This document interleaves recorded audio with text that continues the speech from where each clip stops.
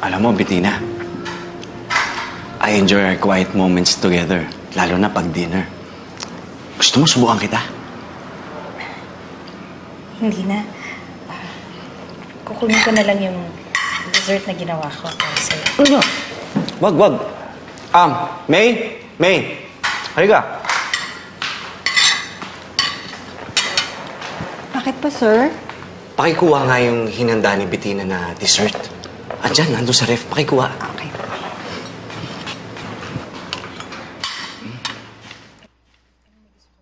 Sarap. Ito, sulat. Hindi. Okay lang. Sorry po, sir. Sorry po. Ako, sorry po.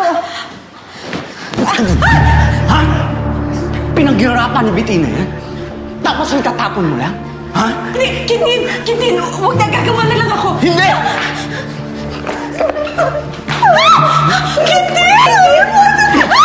Kintin! Hindi! Kailangan magtanda yan eh! Kintin! Nakakawala ng gana!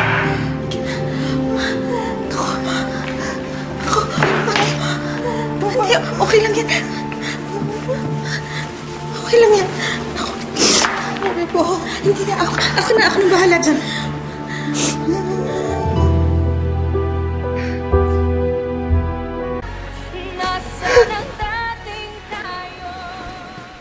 Sobra na po talaga si Sir Quintin. Hindi ko alam kung magtatagal pa po ako dito.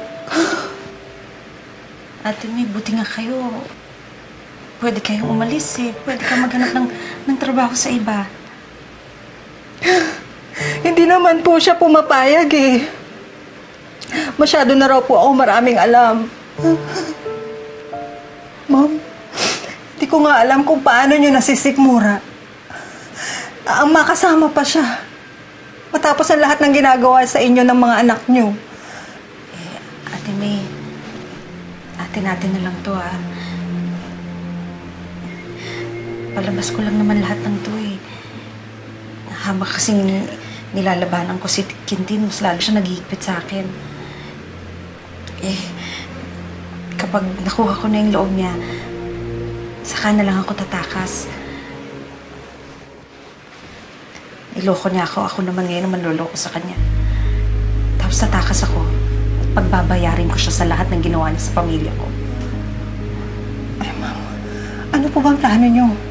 Sige, tutulong po ako.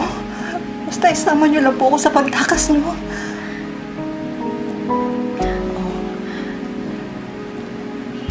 Basta, ganito ang gagawin natin, ha? Sige.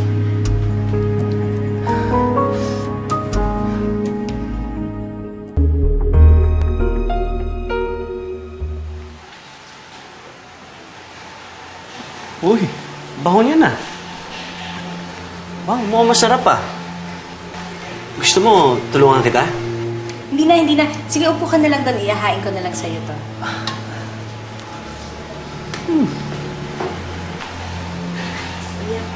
Sadap.